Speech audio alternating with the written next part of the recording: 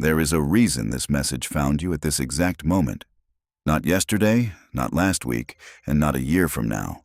Now, at this precise point in your existence. Among billions of people living their routines, scrolling through screens and quickly passing by content that disappears from memory within seconds, something made you stop here. Something made your attention remain. And that is not an ordinary coincidence.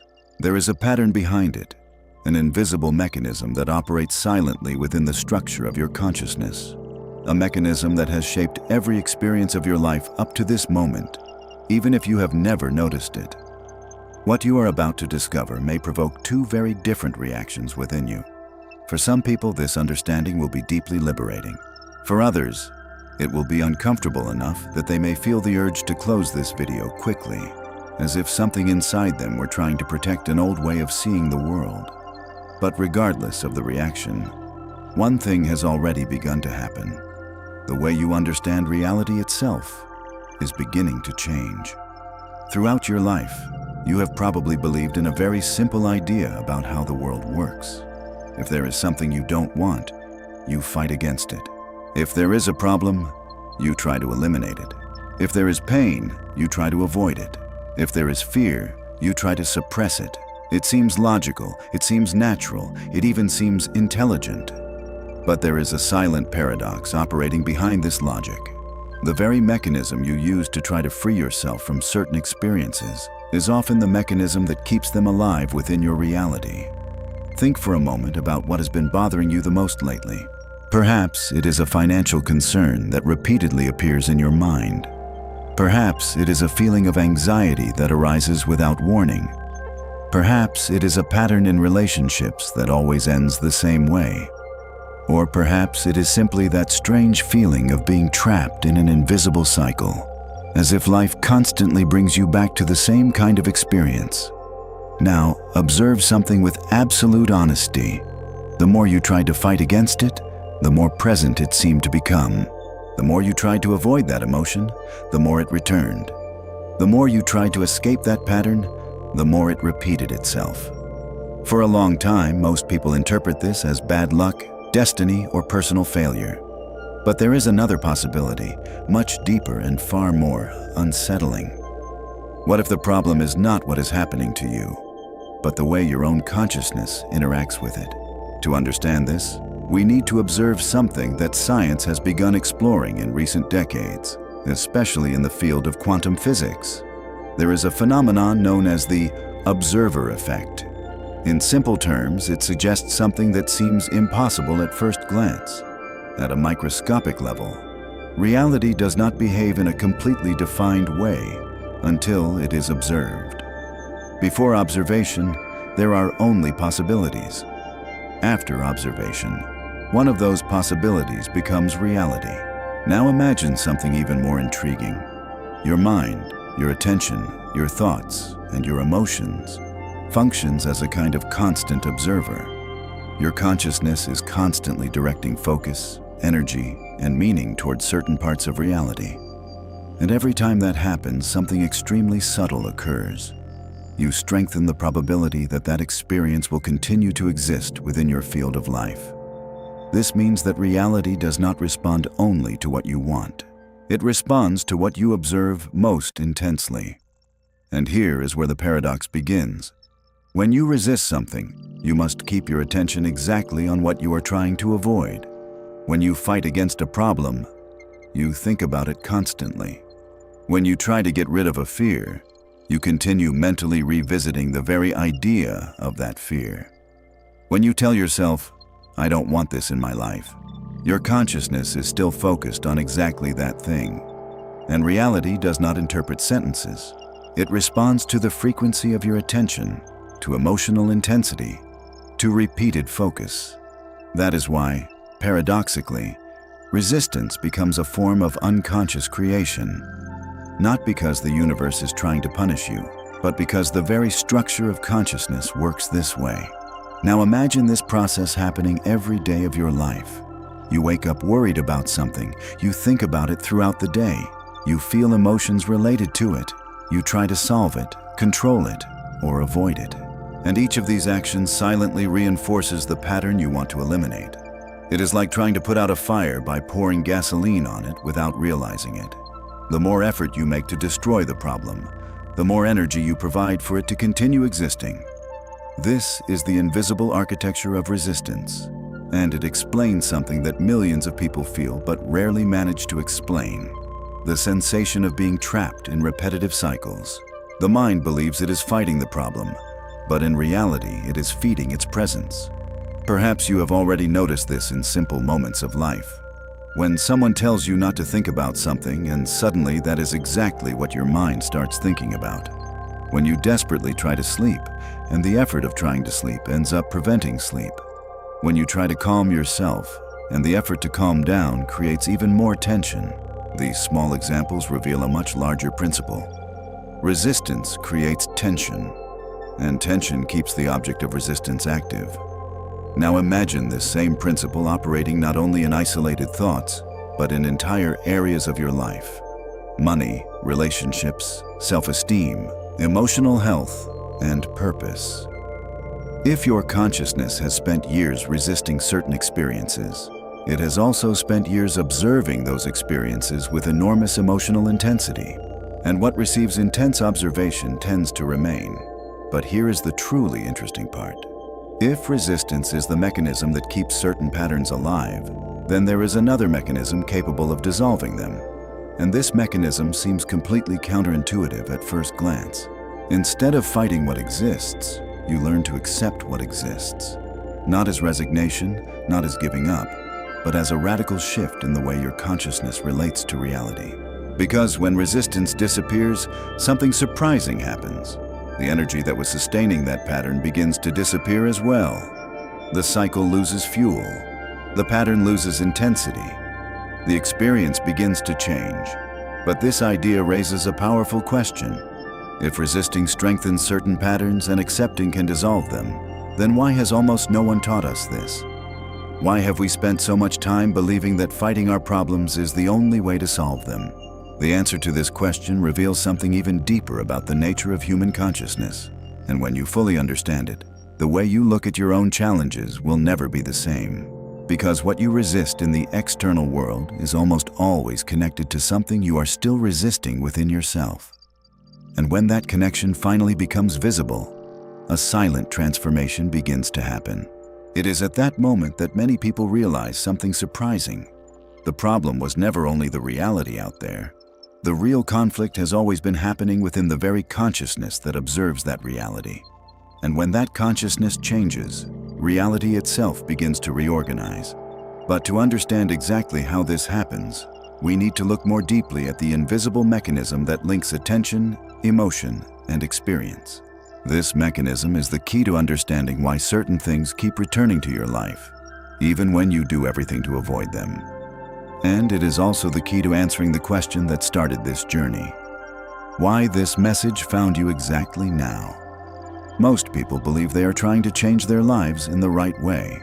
They think positively, make affirmations, try to visualize the future they desire, repeat motivational phrases, watch videos about manifestation and spirituality.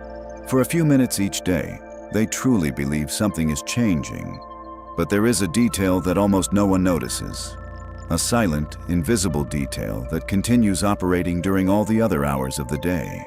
And it is precisely this detail that keeps reality exactly as it is.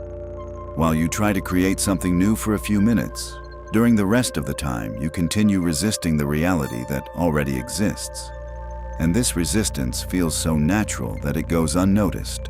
It appears when you think, "This shouldn't be happening to me."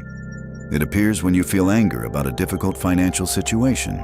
It appears when you try to escape an emotion you do not want to feel. The mind believes that resisting is a form of protection. But at the deepest level of consciousness, resisting means observing something with absolute intensity. And in the quantum field of reality, observing something with intensity is exactly what keeps it existing. Quantum physics describes something known as the observer effect. In microscopic experiments, particles exist in multiple possible states until they are observed. At the moment of observation, a single possibility becomes reality. Now imagine that human consciousness functions in a similar way. Every thought, every emotion, and every focus of attention acts as a form of energetic observation, not merely mental observation, but observation charged with emotional frequency. And when you observe something with fear, frustration, or resistance, that observation becomes even more powerful. Think for a moment about the situations in your life that seem to repeat themselves, financial problems that return, relationship patterns that always seem to end the same way, internal feelings that continue to appear even when you try to ignore them. In many cases, the more you try to get rid of these situations, the more present they seem to become. The mind interprets this as bad luck, destiny, or injustice. But there is a much deeper explanation unfolding behind the scenes of consciousness. Every time you think intensely about something you don't want, your mind is focusing exactly on that object of attention. The field of reality does not interpret sentences like, "I don't want this." It simply responds to what receives the most observational energy. If most of your attention is directed toward a problem, even if it is to reject it, the entire system of consciousness interprets that as something important. And that thing continues to be reinforced. That is why many people enter an invisible cycle. They resist a problem. The resistance causes the problem to receive even more emotional attention. The problem continues to be present. This generates more frustration. The frustration creates even more resistance, and the cycle continues feeding itself. Over time, this dynamic turns into a pattern of reality that seems solid and inevitable. This mechanism does not mean that the universe is against you. On the contrary, it shows that there is an extremely precise structure operating behind the human experience. Consciousness responds to focus. Energy follows observation, and whatever receives consistent attention tends to become increasingly stable within a person's experience. Now, an inevitable question arises. If resisting strengthens what we don't want, then what is the real alternative? Ignore problems? Pretend nothing is happening? Create a positive illusion while reality remains the same? For a long time, many spiritual approaches tried to answer this question with positive thinking techniques, but there is a fundamental piece that was missing from that explanation. That piece is called acceptance. Acceptance does not mean giving up. It does not mean liking a difficult situation, and it definitely does not mean remaining passive in the face of a problem. True acceptance is something much more subtle. It happens when the mind stops fighting against what already exists in the present moment. When you accept something, you stop feeding the internal conflict that was keeping that experience energetically active. Imagine an emotion like anxiety. When anxiety appears, the mind's automatic reaction is usually to reject that sensation. The person thinks they need to eliminate it as quickly as possible. They try to distract the mind, suppress the feeling, or find an immediate solution. But each of these attempts carries a component of resistance. And resistance keeps the anxiety alive within the system. Now imagine a different response.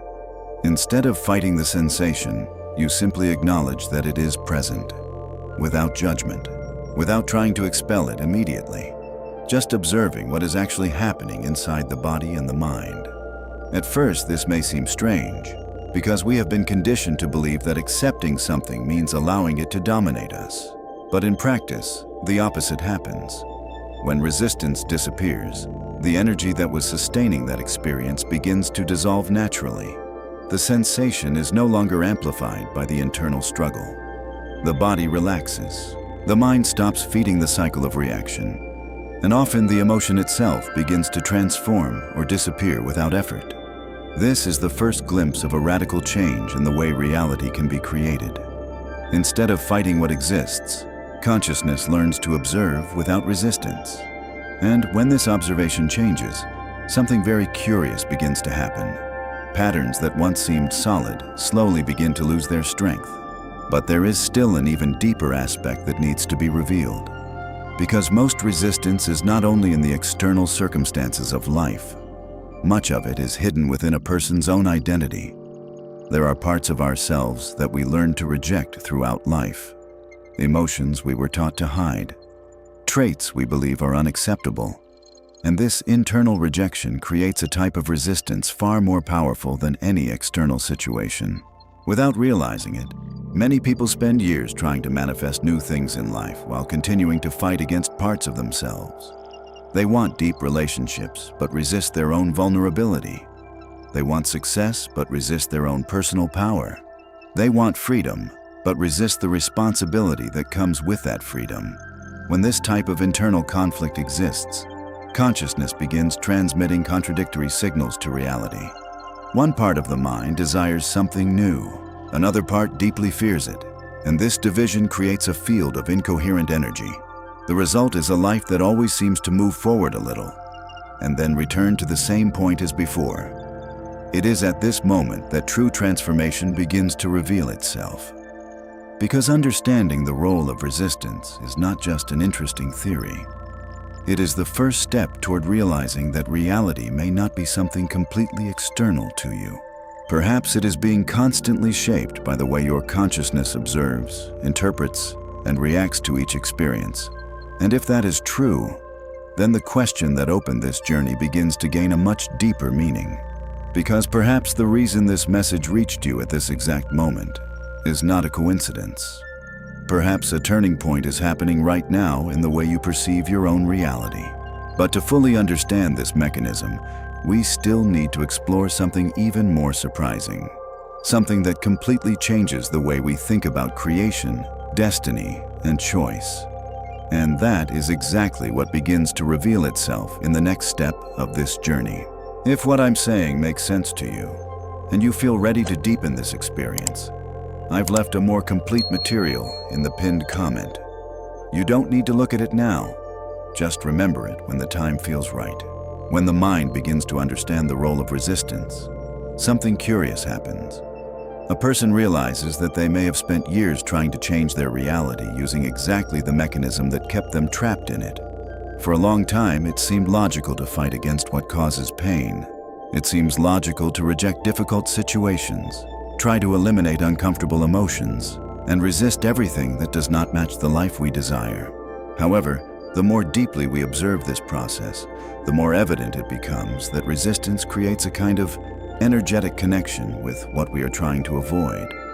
But there is a second mechanism happening at the same time, a mechanism that is even quieter and much more powerful. This mechanism is related to what we call internal identity, the way you perceive yourself, the stories you tell yourself about who you are, what you deserve, and what you believe is possible. These stories become so deeply rooted that they begin to function automatically, like an invisible system that organizes the way you react to the world. Many people believe they want change. They say they want a new reality, new results, new opportunities. However, at the deepest level of consciousness, there exists a set of beliefs that defines what feels safe and familiar. And the human mind has a natural tendency to protect what it considers familiar, even when that familiarity is not comfortable. This means that resistance is often not directed only at external problems. It also appears as resistance to transformation itself. One part of the mind wants to grow, evolve, and experience something new. Another part fears what that change might require. And this internal conflict creates an invisible field of tension that keeps a person exactly where they are. Imagine someone who desires financial prosperity. On the surface, the desire seems clear. The person wants stability, freedom, and security. But if inside them there exists a deep belief that wealth is associated with selfishness, exploitation, or loss of authenticity, something within the system begins to block that experience, not consciously, but through small decisions, subtle behaviors, and patterns of thought that continue reinforcing the old reality. This type of internal resistance is what many psychological and spiritual traditions call the shadow. The shadow is not something negative. It simply represents parts of our experience that were rejected or hidden throughout life. Emotions we learn to suppress, desires we learn to deny, aspects of the personality we believe should not exist.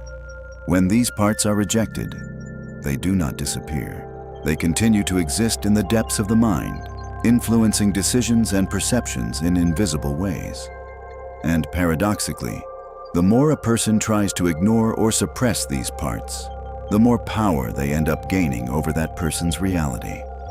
This is one of the reasons certain patterns seem to repeat indefinitely. Not because the universe is testing someone or because there is some kind of unchangeable destiny, but because there are internal aspects that continue to be denied or resisted. And while that internal resistance remains active, external reality tends to reflect the same conflict. There is a simple phrase that summarizes this phenomenon in a profound way. What you resist within yourself tends to appear around you. When someone resists their own vulnerability, they often attract relationships where intimacy seems impossible. When someone resists their own anger or frustration, they may end up encountering people who express those emotions intensely. When someone resists their own personal power, they often create circumstances where they feel powerless or limited. This happens because human consciousness functions like a mirroring system. The external world often reflects internal patterns that have not yet been recognized or integrated. And as long as these patterns remain unconscious, they continue operating behind the scenes of experience. But here is the most surprising part of this entire process. The moment a person begins to accept these internal parts, something profound begins to change. Acceptance does not mean justifying destructive behaviors or remaining trapped in negative emotions.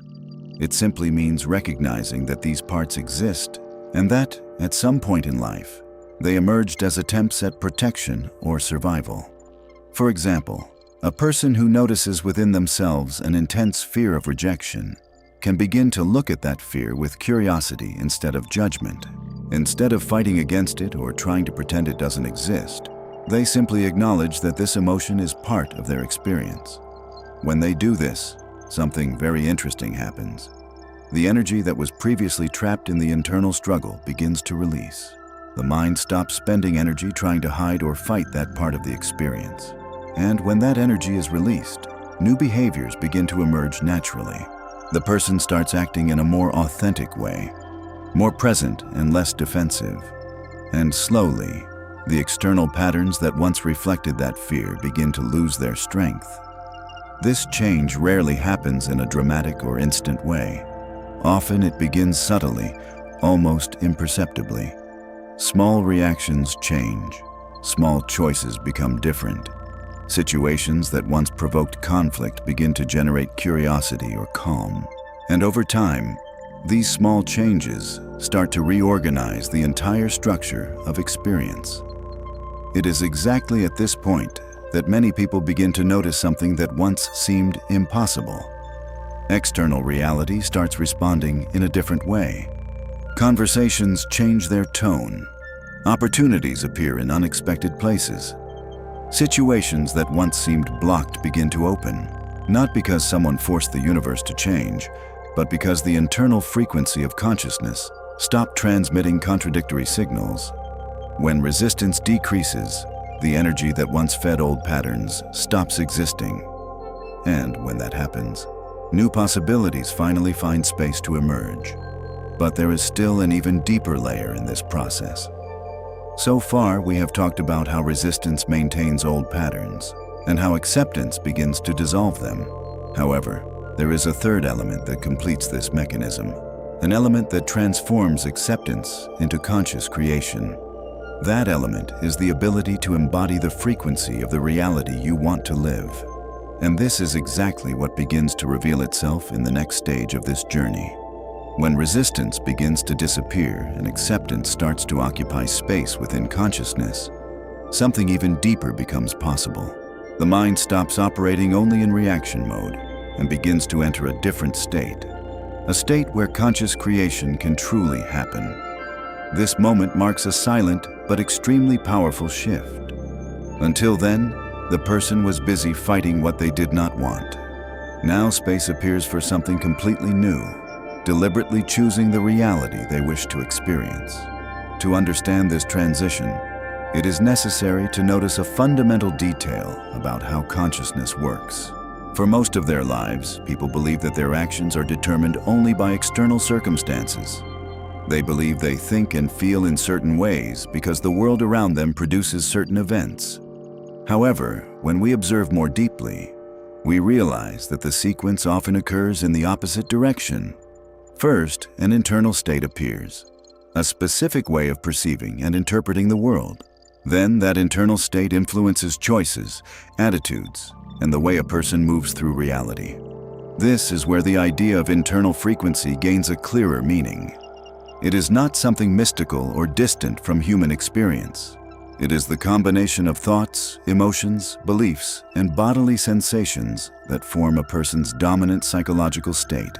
This state acts like a filter through which reality is interpreted. It determines what we call selective perception, the tendency to notice only what corresponds to the internal pattern that already exists within the mind. Imagine two people walking down the same street. One of them is dominated by fear, insecurity, and the expectation of rejection. The other is in a state of curiosity, openness, and trust. Although they are physically in the same environment, the psychological experience of each will be completely different. The first person will notice signs of threat, judgment, or indifference. The second will notice opportunities for interaction, interesting details, and possibilities that the other might never see. This difference in perception generates different behaviors. Different behaviors generate different responses from the environment, and those responses reinforce the original internal state. This cycle happens continuously, often without the person realizing they are actively participating in the construction of their own reality. When someone begins to understand this mechanism, an inevitable question arises. If the internal state influences the external experience, would it be possible to consciously choose that state? The answer is more complex than it seems. Simply trying to force positive thoughts rarely works. When the mind tries to fake a state that does not correspond to what it truly feels, the problem of internal incoherence appears again. One part of consciousness affirms something that another part does not believe, and this division weakens any attempt at transformation. That is why the process described earlier always begins with acceptance. Accepting the current reality removes the tension created by denial or constant struggle. This acceptance creates enough emotional stability for a new internal state to emerge in a genuine way. From that point arises the most important practice of all, embodying the desired experience. Instead of merely imagining a future result, the person begins to ask something much deeper. What would it be like to live in that state now? How would someone who already has that reality move through the world? How would that person think, react, and make decisions in everyday life? These questions completely shift the focus of the mind. Instead of looking at the future as something distant, consciousness begins to explore the possibility of internally experiencing what once seemed reserved for a later moment in life. For example, if someone wants to live with greater financial freedom, the internal state associated with that experience might be calmness, confidence, and a sense of mental space. Instead of waiting for those feelings to appear only after achieving a certain external result, the person begins practicing those states in small, everyday situations. This may seem simple, but it produces a profound shift in psychological dynamics. The human brain learns primarily through the repetition of emotional experiences. Each time a new state is genuinely experienced in the body and mind, new neural connections begin to form. Gradually, what once felt artificial begins to feel natural. This process can be compared to learning any skill. At first, the movements are conscious and deliberate. Over time, they become automatic.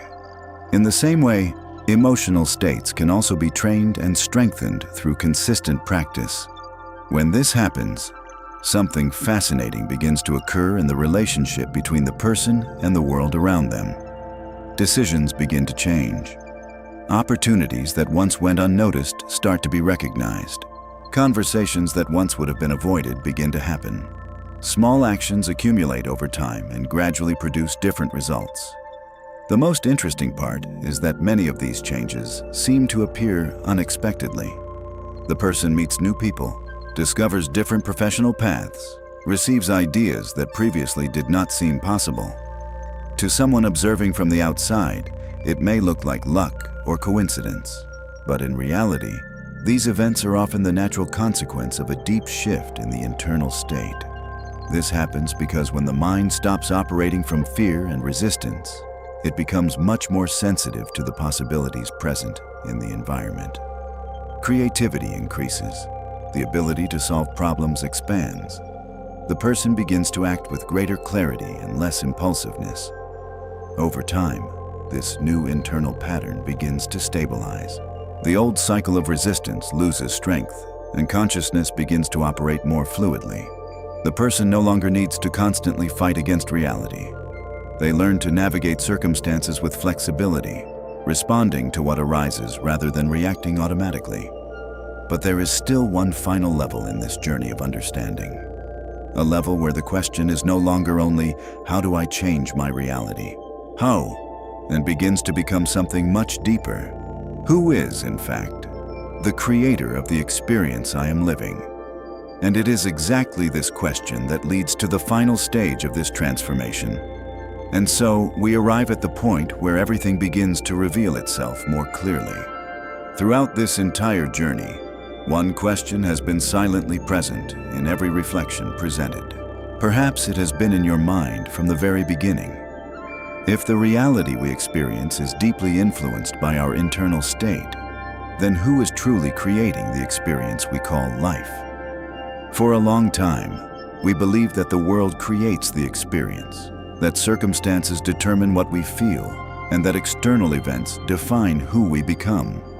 We grow up learning that our happiness depends on factors outside our control: money, recognition, security, or approval. But when we observe life more closely, we notice something curious. Two people can go through the same event and come out of it completely different. A situation that destroys one person can become the turning point for another. The difference rarely lies in the event itself, but in the consciousness that interprets it. Objective reality exists. Events happen, and the world is here.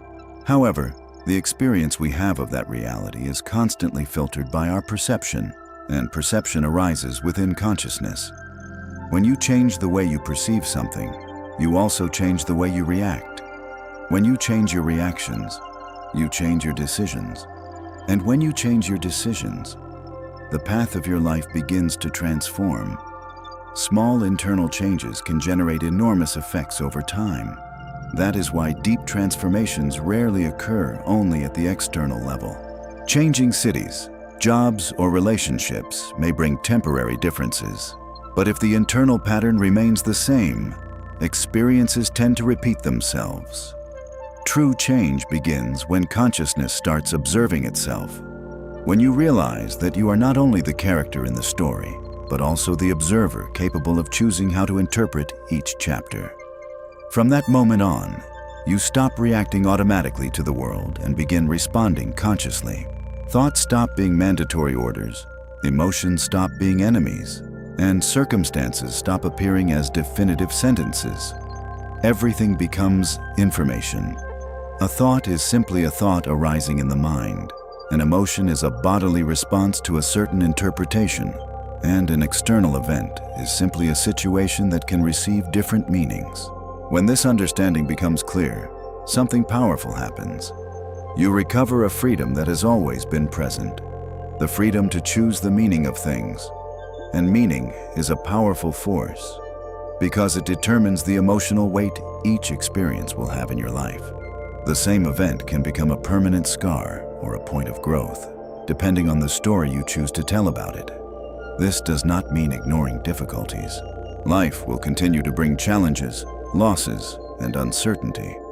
The difference is that now there is space between what happens and how you respond.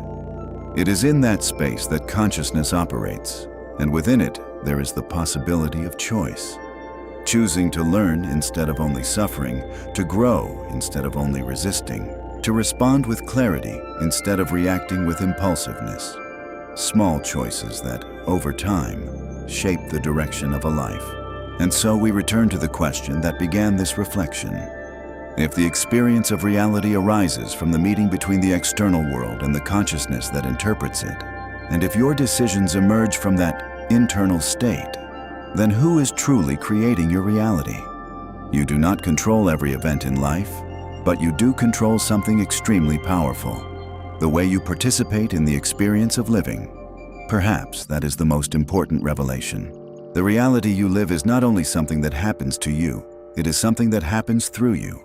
Every thought you cultivate, every meaning you assign to your experiences, and every choice you make in the face of circumstances gradually shapes the kind of life that begins to emerge around you. And so the final question returns. If reality is continuously shaped by the consciousness that observes it, who do you choose to be while you observe your own reality forming in front of you? If everything you heard here about consciousness, observation, and the way resistance shapes reality made sense to you, then there is something important you should see before continuing. Because before understanding how your consciousness interacts with reality, it is necessary to recognize what is quietly draining your energy every day. In the previous video, we looked at how attention becomes fragmented between past and future, how resistance creates internal tension, and how this constant dispersion pulls your energy away from the only place where life actually happens, the present moment. Without seeing that mechanism clearly, it becomes difficult to understand how attention itself begins shaping experience. So if you want to understand the foundation that makes everything in this video possible, the previous video is on your screen now. If this message truly resonated with you, if you felt that quiet inner shift, that sense that your mind is ready for something greater, I left a resource in the pinned comment that goes deeper into this process. I only recommend it for those who feel genuinely ready to accelerate their results, but follow it in your own time. If it calls to you, you'll find it there.